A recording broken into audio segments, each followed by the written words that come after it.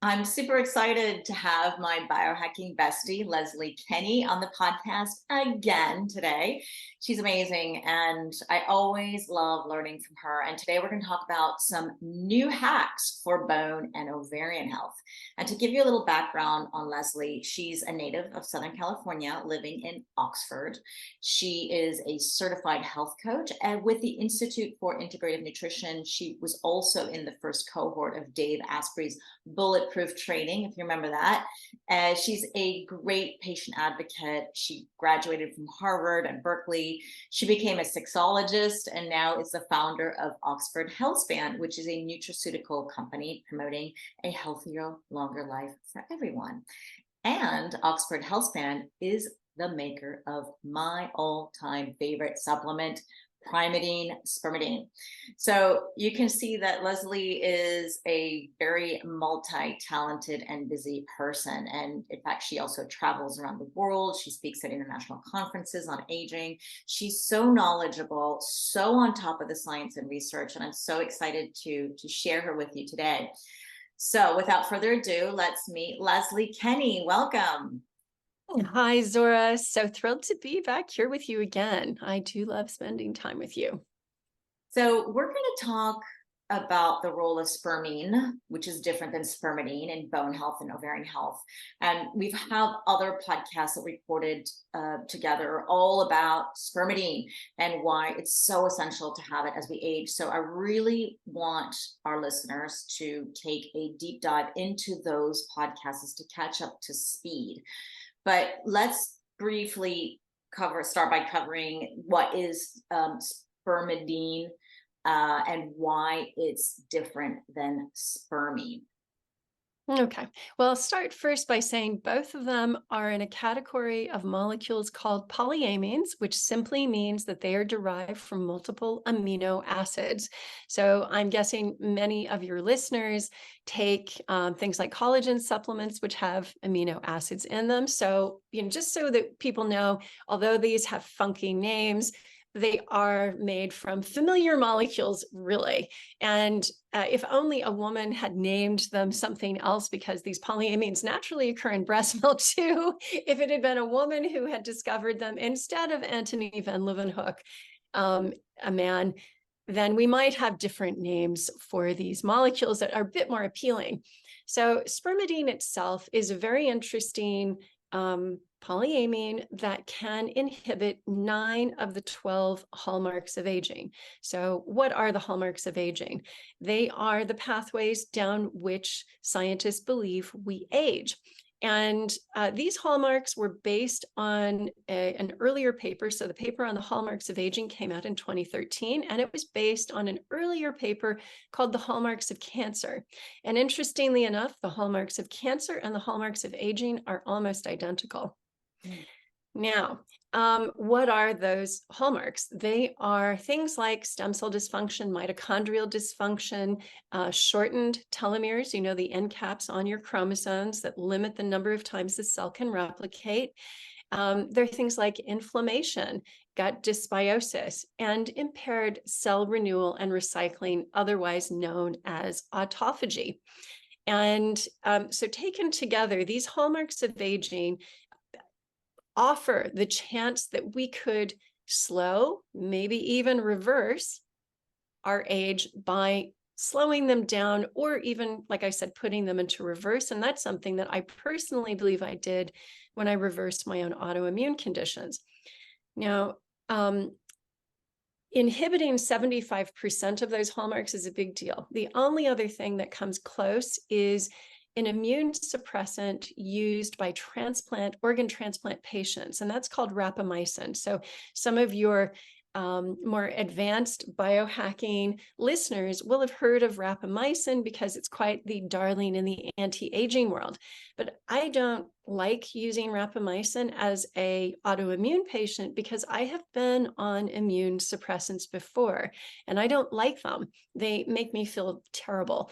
And talking to practitioners and to other biohackers who have used rapamycin, there's a very, very slim window. In fact, I spoke to a pharmacologist here at the University of Oxford, a full pharmacology professor, who said rapamycin is intriguing, but the window for that Goldilocks zone where you get the dose just right, it's very, very tiny.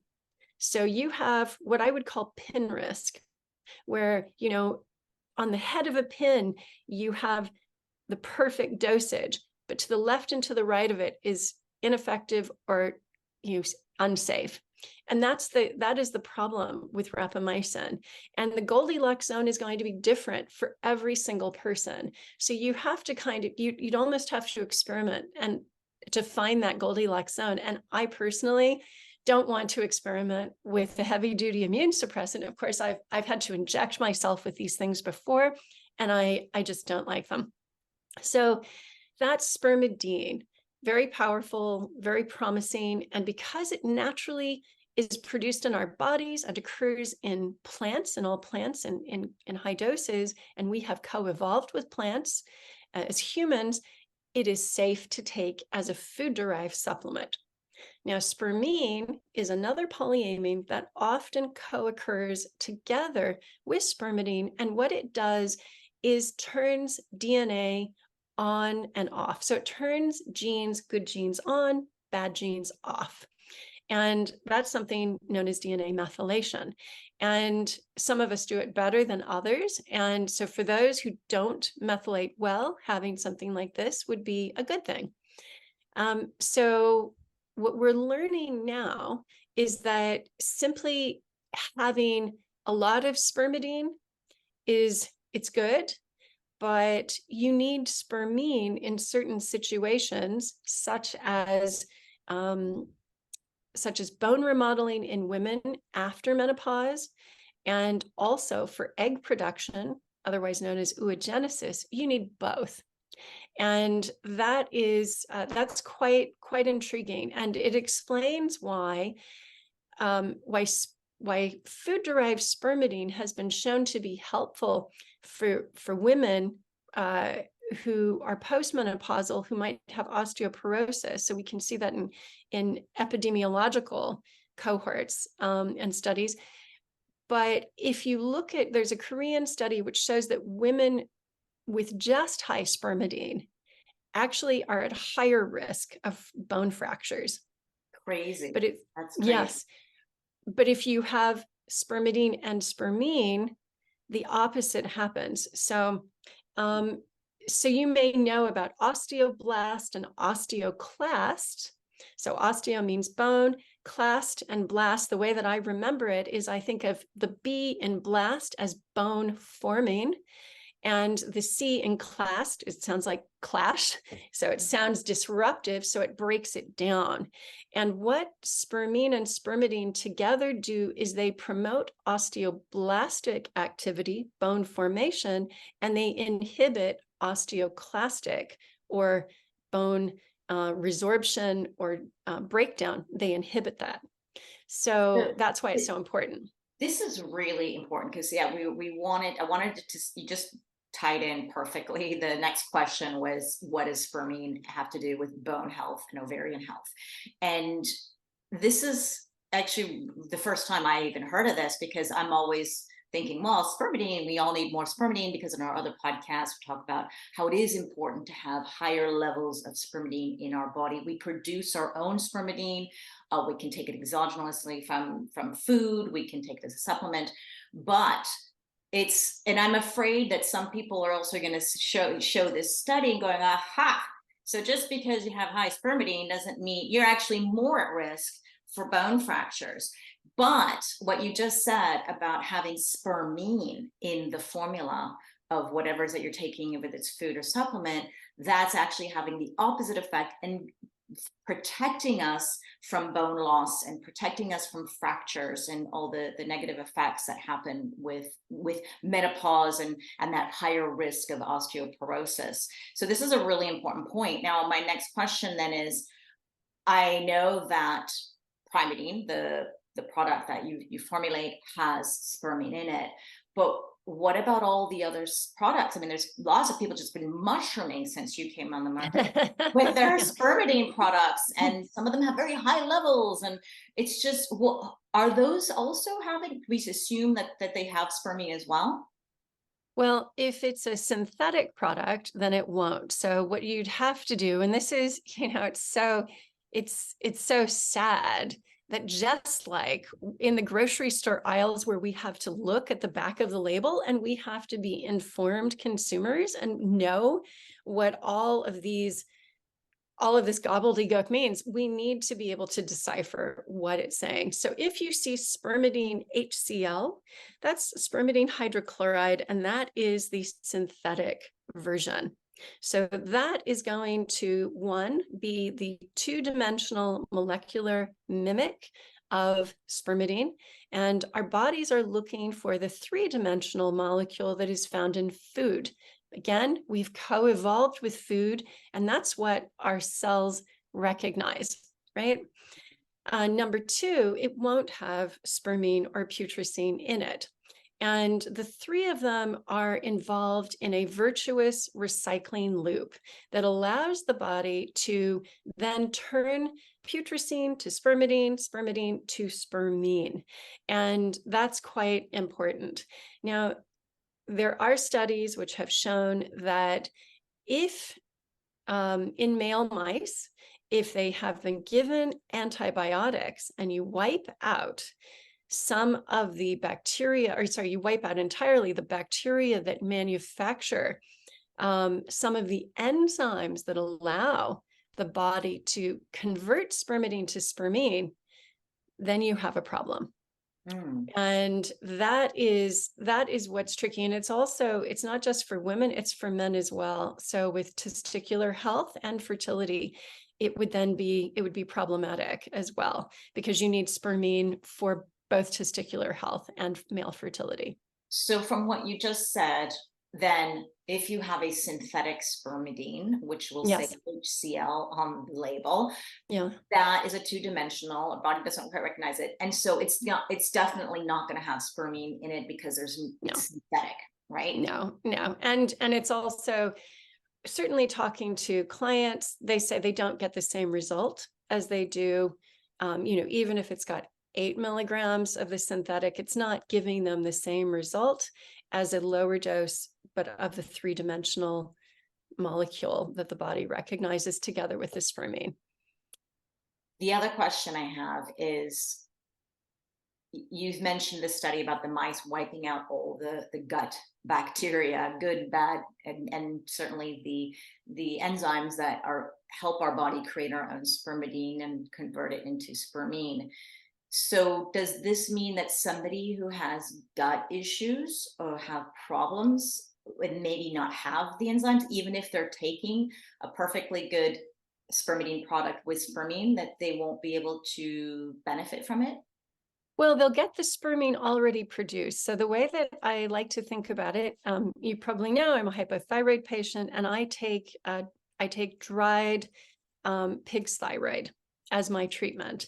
And the reason I do that is, instead of levothyroxine, which is the synthetic raw thyroid T4, is because I lack the gene to easily convert levothyroxine to convert T4 to T3. And our cell receptors they're only looking for T3, not T4. So if you take the food derived thyroid hormone, you're getting the full complement of thyroid hormones, T3, T4, as well as T1 and T2, which we don't know yet what they do. But that's why I take that. And so I don't convert T4 to T3, but I'm living a really good life because I'm getting my T3 already made for me in that dried pig's thyroid. That makes And sense. so if you take a supplement that has the spermine in there for you, even if your body is not able to make it, you will still be getting it. So your body will still be able to say, oh, right, this is terrific. I've got this molecule that I can't make, but I can use it. The body will know what to do with it. And in the animal studies, what we're seeing is that the spermine is helping with both male and female fertility. and it's helping with testicular health, it's helping with ovarian health, and certainly in postmenopausal mice. So these mice have been ovarectomized, so they've had their ovaries removed. In those osteoporotic mice, the spermine is protective of their bone. Okay. So then if there is a product out there and people should read the labels, will it say spermine on it as well? So it doesn't yet. And I'm actually wondering, if I should be doing this, also from a regulatory point of view. So what does this mean? Because that's another thing that we would measure, but we would just have to change all of our labels. If it is food derived from wheat germ, we know that there will be spermine in there, because in nature it occurs naturally, it co-occurs naturally.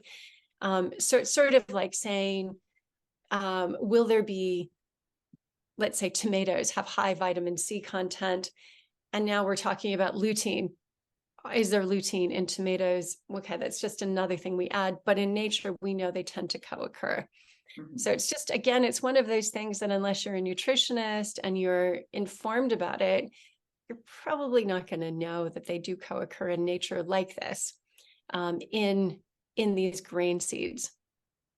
And I'm assuming that you said food derived, food that has spermidine in it, let's say natto, Yeah, talk about mushrooms and other podcasts, yeah, then of course they're very small amounts and you yeah. probably have to eat a lot of it, and which is why I take a supplement. But just in case, so those foods will have the spermidine and they will convert into spermine, and that They should will be naturally have it already made. It will already be in spermine form. It will already be there. So it doesn't, that conversion doesn't need to be made. The plant has already done that conversion for us. Mhm. So if we eat it, then we will get the spermine. So then going back to that study that you mentioned about the Korean women having Yeah, very high levels of spermidine, but not yeah. spermine, and they were having osteoporosis or higher risk fractures, let's say, then where were they getting their spermidine from? Do we It was know? just from their diet. It was just from their diet. So they were simply measuring spermidine as a biomarker and trying to understand, more about the physiological condition of these osteoporotic women.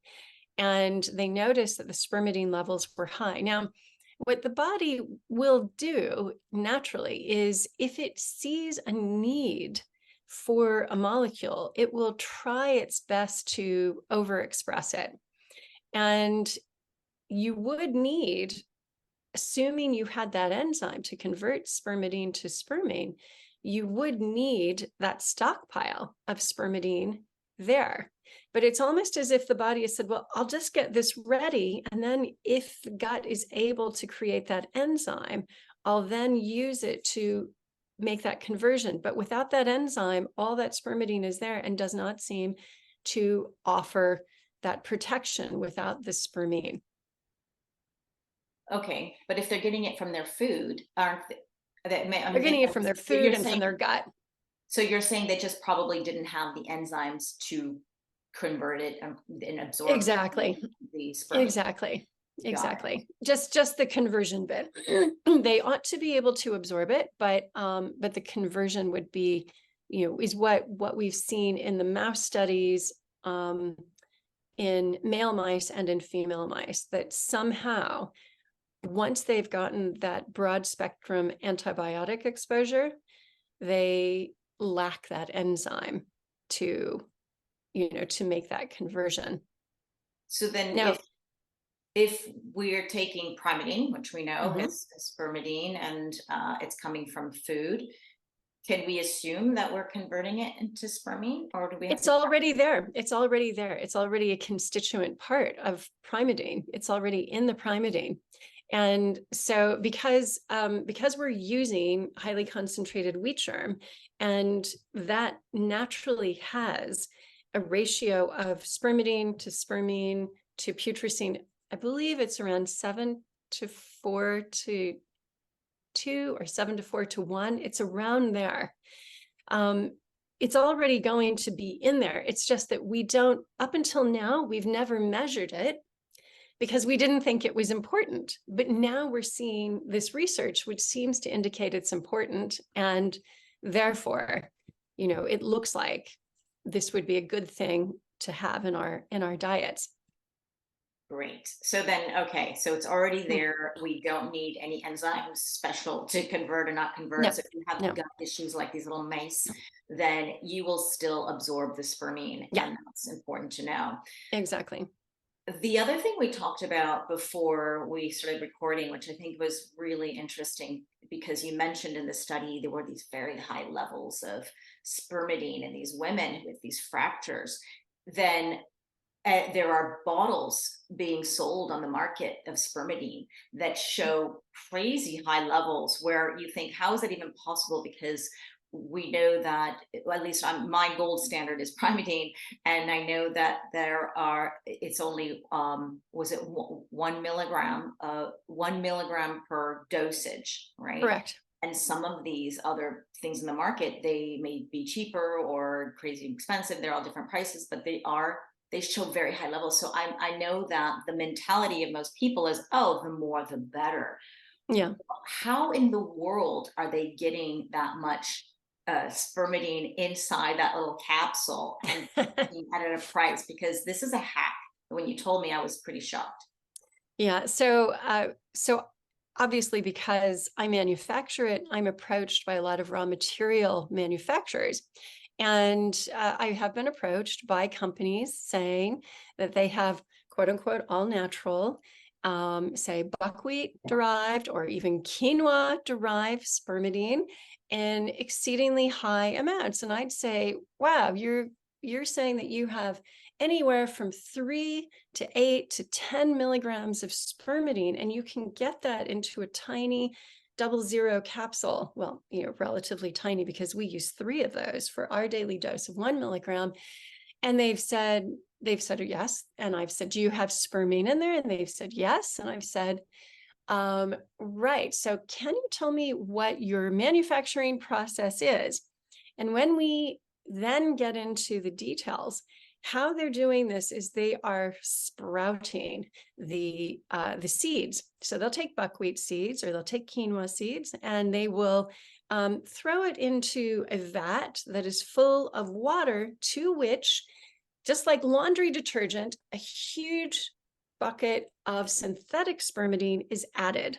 This is the two-dimensional molecular mimic. Yeah.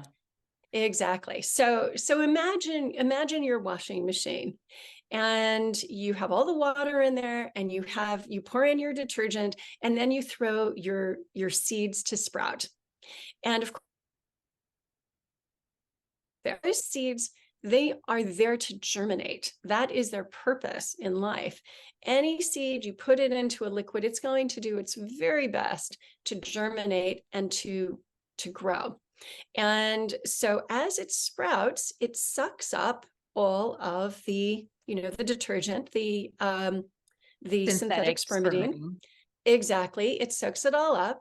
And then once the sprouting, once it's gotten to a certain length, the sprouts are then taken, they are dried, and then they are powdered. They're pulverized into a fine powder, and then you can fit them into capsules. And when you test those batches, guess what?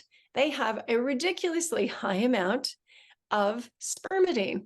Now, it's a synthetic spermidine, but because of the fact it's gone through this natural process, it's considered by some to be natural spermidine. So, natural. Yeah, it's with a synthetic. Yeah, natural. I don't know how they can claim that, considering it's a synthetic spermidine. Well, the EU is clamping down on it. So, those products are going to go away in the European Union, but not in the United States and not elsewhere. So I think that anybody who remembers back to, elementary school science, where you did that experiment with white carnations and you turn them blue with blue food dye in the water, that's essentially what this is. And while I think blue food dye might be pretty in carnations. I don't think I want to eat it. And we're all trying to avoid these synthetic dyes and chemicals in our food, yet they're in the supplement supply. It's exactly the same with magnesium stearate, which something like 70 to 75% of magnesium stearate is apparently hydrogenated oils. And we know that the US has mandated that all hydrogenated oils in food be eliminated, but guess what? Supplements aren't regulated, so they're still there as a flow agent and filler, because sometimes the capsules, the amount doesn't fill up all the way. And so consumers want to feel like they're getting the same standardized material all the time. So you just put some in. It has no benefit to the body. In fact, if it's hydrogenated, I wouldn't say that's great. So that's the story of magnesium stearate, separate from synthetic spermidine. But you can see that the logic in the manufacturing process is kind of the same, right? Oh, what's the goal here? Either we want to manufacture high amounts very quickly, as cheaply as possible. We want to get as much spermidine as cheaply as possible into a tiny capsule. Here's how we do it. So yeah, that is unfortunate. And to let people know that, as I learned from you, most of the research done on spermidine is done with the 1 milligram, as you recommend on the bottle. Is that correct? For food-derived spermidine, yes, and in humans. So again, we have to make a distinction between the mouse research and the human research. So the mouse research, they are using synthetic spermidine, and they're putting it into the drinking water. And it's something called ad libitum. The mice and the rats can drink as much or as little as they want. And it's very hard to monitor how much that is. So to be honest, we don't know exactly what the dosage is. The reason why synthetic spermidine is, I always say, let's use caution here, is because we have not yet proved the safety of synthetic spermidine. So again, supplements are not regulated. So we don't have the same checks and controls that we would with a drug, where you have to do safety and efficacy trials on a chemical. And many people will remember, at least many people our age will remember back to the thalidomide cases in the 50s and 60s, where pregnant women who had nausea were given a drug called thalidomide, which had worked very well in rats and had been shown to be totally safe in rodents. And it was given to women who then delivered babies who were missing arms and legs, or who had hands, but they were at their shoulders, or feet that were at their groin. And this is the problem, is that we don't know what we don't know. And while many things are safe, there are these outlier cases. And again, I think as a patient, I'm just sort of like, why would I do that? I'll just take the food-derived version because my body recognizes it. It's completely safe. Is the shortcut of taking a synthetic safer, more efficacious? We don't know. And certainly when we've had clients who have used, say, the 10 milligram synthetic doses, who then come to us and said, well, they didn't feel anything on that. And they came and they tried ours and they said, wow, they could really see and feel the difference. They could see it in their sleep scores. They could see it in the new baby hair growth. They could see it in the fact they had to cut their nails faster. That people were complimenting them on their skin, even though they hadn't done anything, and maybe they themselves hadn't noticed. So it's things like this that the proof is always in the pudding, right? Mm-hmm. There's always going to be a knockoff, and you just have to, is that knockoff just as good? Maybe with a handbag, but if it's something you're ingesting into your body, the body will be able to tell a fake from the real thing. I want to go back to the ovarian health as well. You mentioned that spermine is also very important for the production of our eggs. Is that? Yes. Now, what is, for a woman going through menopause, are you saying we should be extending our periods or trying to keep, we're in perimenopause, is that what Spermine will help us do? And is that a good thing that we want to have happen? So, so let's start with the question about what Spermine does. So it turns out that Spermine also seems to have similar anti-inflammatory and cytokine inhibiting effects in the ovary, that together Spermidine and Spermine also help reduce reactive oxygen species in the ovaries. And at the same time, they enhance female germline stem cells. Now, those stem cells are needed for a process known as oogenesis. It's just fancy for egg production. And we all know, as we start to approach menopause, our doctors take our test and they say, oh, you know, your FSH is lowering, you know, you're basically, they can see that our fertility is declining. That means our capacity to manufacture eggs that are viable is declining as well. So why would this matter to those of us who are already in menopause or who are approaching menopause?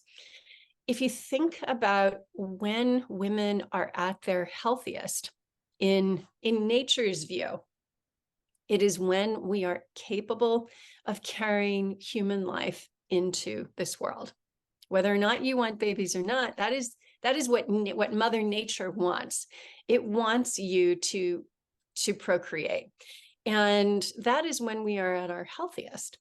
And I've talked to doctors, for example, endocrinologists who are treating thyroid issues. And when I've asked them what thyroid levels are you looking for in postmenopausal women, the ones at these endocrinologists at the leading edge are saying, well, I want them to have thyroid levels that are where they were when they were at their peak reproductive age, because that's when they were healthiest.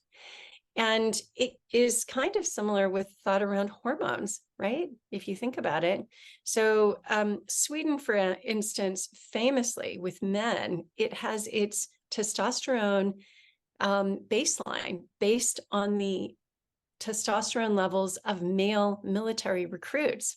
Well, how lucky for those older Swedish men, because these young military recruits are going to have much higher levels of testosterone. So if you were to go into a Swedish doctor as a man and say, I'm not feeling off, they take your testosterone levels, then they say, oh, you're really off. They're comparing you to a 20-year-old man. But this doesn't seem to happen for us women. Right? Yeah. We are compared, whether it's for thyroid hormones or reproductive hormones, we are compared to all of the other women our age, whether they are healthy or not. And I don't know about you, but I would rather be at my peak. And so I want to be compared to women who are younger than I am and who are at their reproductive peak. So that's why extending oogenesis or preserving egg production might be beneficial. Now I'm 58. I'm not sure that's going to happen because I'm already so far into menopause, but philosophically, that definitely, that resonates with me. And so seeing these studies with these mouse studies where you can see that the fertility is extended in these mice, that's really exciting. But it is Spermidine and Spermine, and we can see the same with male reproductive health too, with spermatogenesis. Interesting. Okay, so the message I got is we want to keep inflammation down. We want to keep our ovaries optimized, whether or not you're in menopause. It's the production of eggs, but we're not producing eggs anymore once you're post-menopause. Is that correct? Right? Yeah, you're not. Although I know that we've had some clients who were kind of at that edge, where they had gone into menopause, their doctors had declared them to be menopausal, and then they got their cycle again. So, what was that about? I think that's probably about this oogenesis, this preservation. Once the body says, oh, we've got the Spermine and Spermidine again, okay, we can sort of preserve those eggs, let's do that, right? That's what the body would do, because the body's always looking for reproduction. That is, we're mammals. That's our purpose here. So that I'm guessing that the spermine in Spermidine or it is helping women with their ovarian health. It's helping them keep that inflammation down. I'm wondering if you came across any studies about ovarian cancer and spermine, because that happens as a big concern as we get older. So is there any information on the effects of spermine or Spermidine on ovarian cancer? I haven't specifically looked at ovarian cancer. Although what I will say is that cancer is so clever, and it will always sequester resources that the body uses to survive and thrive. Cancer will hijack and use to survive and thrive. And whether that is a material like glucose, or even ketones or polyamines, yes, I think they could grow using these. However, there are two papers that have come out. One great paper that came out last October in Science that was co-authored by the 2018 Nobel co-laureate in medicine or physiology, Professor Hanjo of Kyoto University. And he famously discovered a protein involved in tumor growth, for which he was given the Nobel. And in this paper that he co-authored last year, he said that Spermidine helps the immune system surveillance system. So we know that there is an immunity component that Spermidine assists with. And if you think about what the immune system is there to remain vigilant about, it's really three things. It is looking for pathogens, viruses, bacteria, mold, fungi. It is looking for cancer and to keep cancer at bay. And the third thing is looking for tissue, properly identifying self tissue from non-self tissue so that you don't have an autoimmune attack. Now, as long as the immune system stays young and functioning properly, those three things work well. And so when we're young, we tend to be able to fight off colds and flus better than when we're old. Cancer happens less frequently, and the same with autoimmunity. As a matter of fact, all three of these bad case scenarios are correlated with age. And what happens with age? Autophagy goes. And if autophagy doesn't happen, the immune system does not seem to remember what it's supposed to do. It's almost as if those immune cells have amnesia. But Spermidine appears, at least in the mouse research, but we're waiting for the human data right now. It's been unblinded, it just hasn't been published. It appears that Spermidine, quote unquote, rejuvenates those immune cells so that they remember what their role is again. And so if it works properly, it should surveil for cancer of any type in the body properly. If it is not functioning properly, all bets are off. But, when there are certainly companies that have looked, pharmaceutical companies that have looked at inhibiting polyamine production to inhibit cancers. And the problem is that, well, they haven't gone anywhere. That's one thing. But the problem with doing that is that you would then say to a patient, stop eating all plants and fruit. Just no more plant material. And if you have cancer, that's the solution. I mean, that would be, I don't think you would say that as a doctor, right? No. I don't think an oncologist does that. So it's much more nuanced. I don't know that people quite understand the nuances, but I believe that what Professor Hanjo is saying is that the immune system is the key to unlocking things, and that the autophagy process and its ability to renew and recycle those immune cells, and therefore surveil for cancer and for pathogens, is really key to all of this. And Spermidine does that. I really encourage everyone to listen to the podcast we did about the hallmarks of aging, because that also, we talk a lot about that. If you guys want to take a deeper dive, I'll put that episode in the show notes. Now, to wrap things up about bone health and ovarian health, Spermidine and Spermine are the queens of that. So obviously I'll be continuing taking Spermidine, Primidine.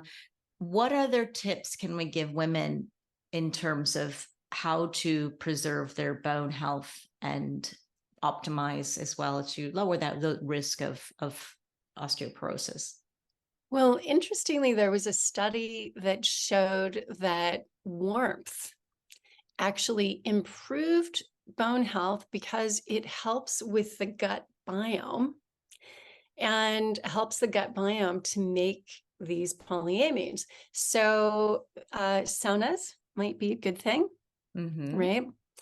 I would say fermented foods, if you can handle the histamine load, and not everyone can, but that would be good. If you can stomach natto, then I would say that would be a good thing to take.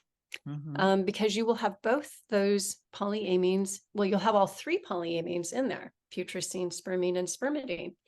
And you're getting it with a fiber that that actually will help feed the gut bacteria that can manufacture this. So those would be my three tips. Let's talk about a little bit more detail to give people some more practical tips in terms of Spermidine. How much do they take and how often? And there's all this debate. Do I take it in the morning? Do I take it in the evening? Do I take the gluten-free one, which you have, or the regular original? How should somebody be taking Spermidine? So there's so much personal variation in our responses to any kind of food, right?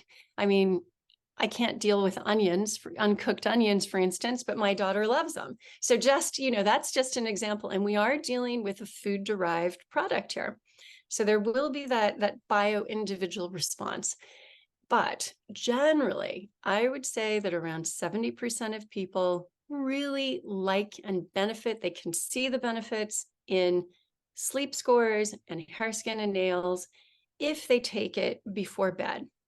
And then you might take one just as you wake up to kind of extend the fasting, the benefits of your fast as you slept, right? Because there will be some autophagic activity while you sleep. So it's bookending that sleeping period that I prefer, and I think works again in about 70% of the people.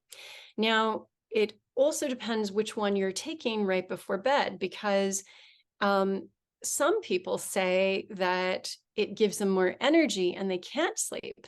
But I'd say the vast majority of people say that they sleep better if they take it right before bed. And that's certainly everybody on my team's case, among all of our clients. I might even say it's 80% of the people who do well like that, 80, even 90% of the people. For those people who don't, who find that it keeps them up, I have noticed that at least among the women, these are the women who say that progesterone makes no difference to their sleep whatsoever. And pretty much all the women I know have said if they're menopausal and they take progesterone, it does help with sleep. But for this small cohort of people, of women for whom progesterone doesn't work, I have found that the Spermidine does not seem to help with sleep at night. And if you take it during the day, you can take it at any time during the day, because again, it's a food. And if we think about these long-lived centenarian populations around the world who do have higher levels of Spermidine, they are getting this from their diet. So they're not eating right before bed. As a matter of fact, they're eating, their breakfast, lunch, and dinner, and they're having their Spermidine at those times. So unfortunately, there is no hard and fast rule. As you can tell, you can either take it the way the centenarians do, like a food, or you can take it like a biohacker, and that would then be bookending sleep. And it's 1 milligram. 1 milligram is the dose that has been shown, the minimum effective dose that has been shown in humans to improve memory and cognition. Now, the European Food Safety Authority has said that you should not take more than 6 milligrams of food-derived spermidine per day. So that's the upper limit. You could, of course, increase your dose. But then I would say monitor your results. Really, you have to know your body. Do wear some kind of a wearable tracker, check your HRV, check your, your deep and REM sleep, and look for those signs and see if increasing makes a difference. It may not. I think in the case of most people, what happens is that we have a differing need, based on our unique life experience. Some of us have eaten more processed food than others, and we will probably have less.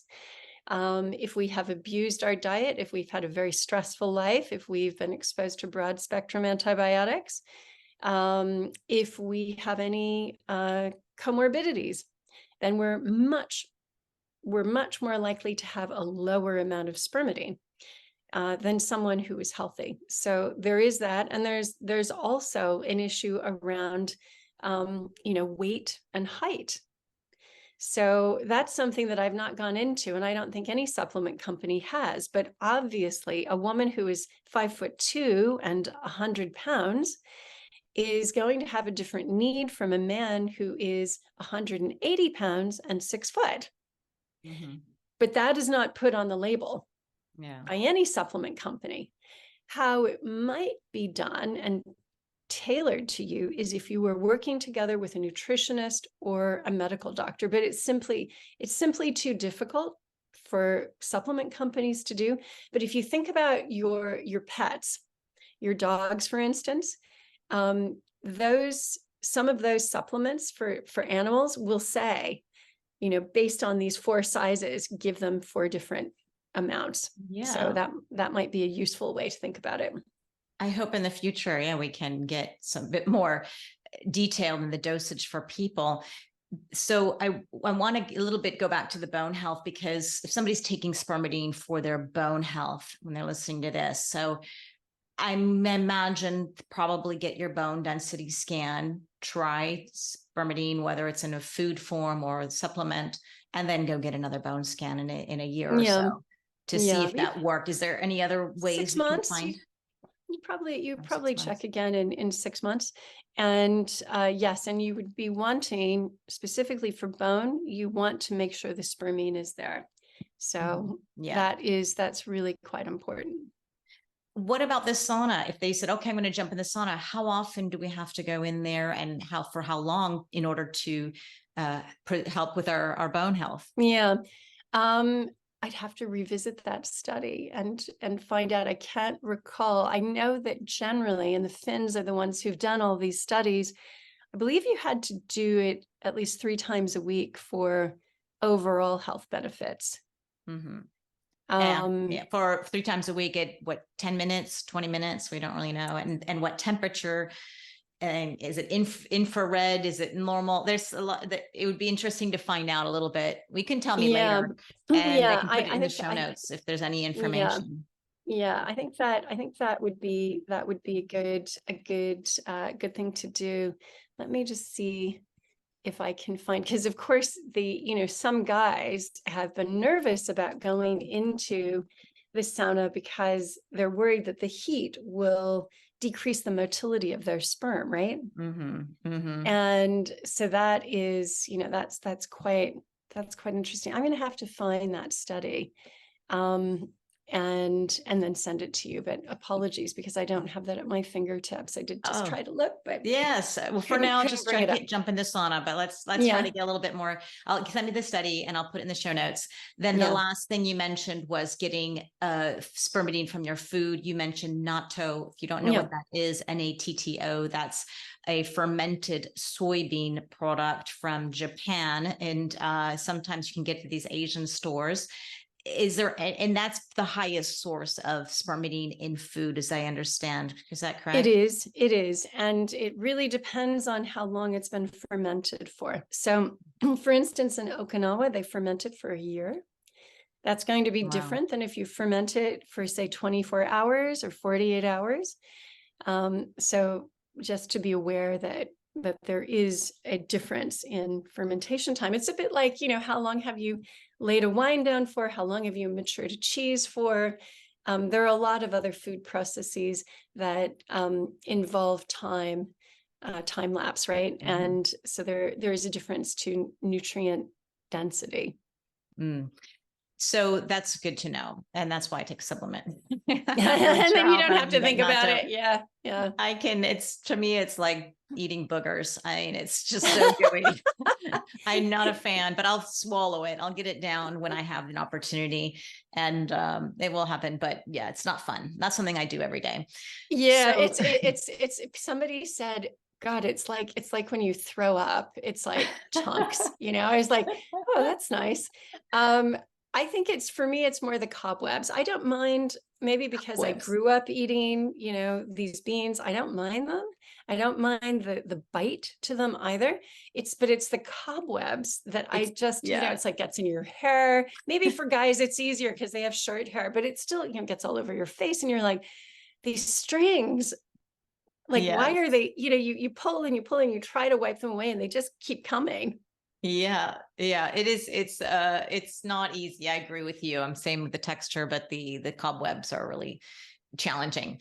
The last thing I wanted to mention to people, because we just did the last podcast recording I did was with Dr. Doug Lucas, all about osteoporosis, and he gave some other great tips.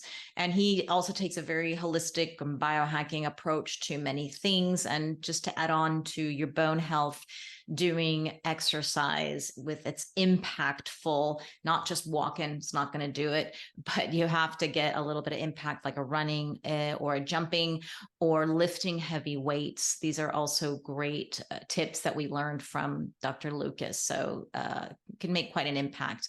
Exercise, diet, that's what we just kind of mentioned. I bet the stress doesn't help with the osteo class, making that happen more often, breaking down the bone. Yeah, we don't want osteoclastic activity. No, that I'm saying is the stress is probably not helping because it's creating the bone. It could be breaking down bone. I don't know. I'm just pulling that out of a hat. I think it's affecting negatively. Stress negatively affects the gut biome. So my guess, and this is only a hypothesis, and so in the same ways that I say, remember, rodent studies are not the same as human studies. I would say that it's a good hypothesis that stress would negatively impact the gut biome and therefore spermidine and spermine production. Yeah. Then the last thing before I let you go, I just want to get a couple of tips on ovarian health, because you're a great biohacker and health coach and health advocate. You have so much experience, research. You shared with us great spermidine. We covered that. Any other tips on having healthy ovaries?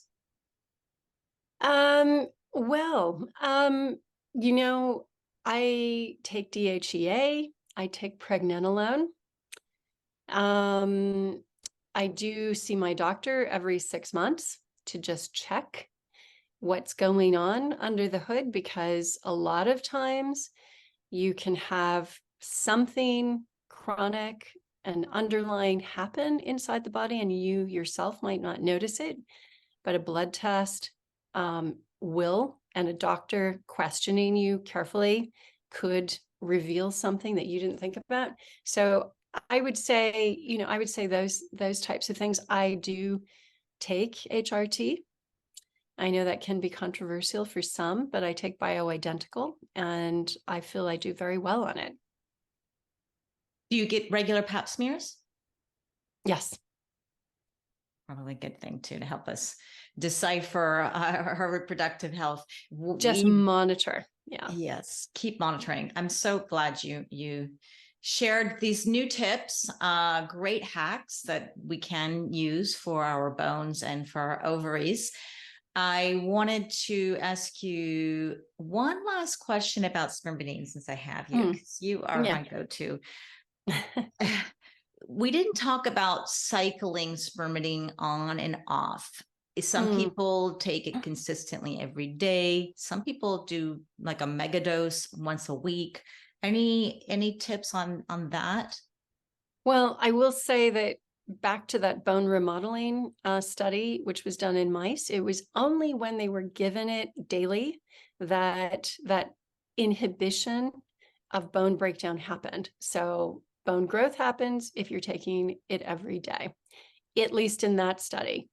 I think that we would need to do more studies to definitively say this is something you want every day. But again, looking at the healthy centenarian populations, what are they doing every day? They take it daily, right? Unless they're breaking it for a fast. And I'd say that generally the women are doing those fasts less than men. And I think that the research around the benefits of women who are older, who might be thinner and have less muscle mass, doing fasting, not necessarily good for you, right? Because you go straight for that. Your body would go straight for the protein in your muscles and break it down. And that leads to sarcopenia, muscle wastage, which we cannot afford as we become more frail and vulnerable to falls as we age. So personally, and I caveat this with, this is my personal opinion, do it daily, because that's what these centenarian populations are doing. And the mouse study, of course, says that too. Great. All right, Leslie, I'm going to let you go. But before I do you have any last words for a woman going through menopause? Oh, gosh, it's been a while since I went through menopause. So I'm just trying to think. It gets so much better. And there's something about going through it that gives you this great sense of freedom and possibility, that it's like being, I don't know, for me, it was like being reborn into something more empowered.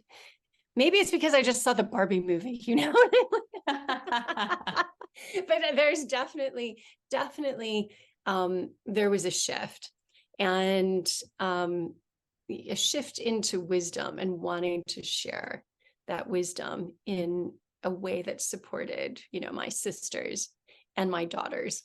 So. Great words. Thank you, Leslie. If anyone wants to find more about you, they can find you on your website, oxfordhealthspan.com, where they can get their Primidine, their Spermidine, the best Spermidine I take. You can use the code ZORA, ZORA. I'll have a link to that in the show notes for a discount. Instagram, you've got three of them. Let's well, we have Oxford Healthspan. So at Oxford Healthspan, we've got a project that's very close to my heart, but it's nonprofit. That's the Oxford Longevity Project. We just did our first summit here at the University of Oxford maybe 3 weeks ago. And then I've got my own personal handle, which is at Leslie's New Prime. So kind of echoing what I said about being, going into menopause. It is the new prime of life. And I talk about things there that, around gray hair reversal and things like that, why I don't dye my hair yet. I talk about a lot of things there, but that's kind of my personal site. And I have a YouTube channel at Leslie's New Prime, where all those gray hair reversal videos live, and, did those a few years ago, but there's still, I think there's learning in there. So it's just a bit of fun, really.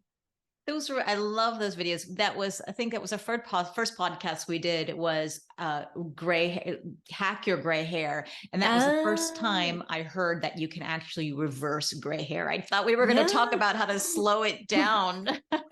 No. And actually, it's funny because I have all my papers out to my studies for this podcast, but I have that picture of, this is a 79-year-old woman, and there is her gray hair reversal. What? Oh my God, you guys have to go to the YouTube video and look at this. Yeah. So that was, that happened. And the only thing she did was she just took Primidine, the original. Her hair is gray, just to give you guys a visual who are listening, the gray hairs on the ends, but the roots, quite deep roots, are all black. Yeah, that was pretty How funny. old So was she? she 79 at the time. Wow. And it's now complete.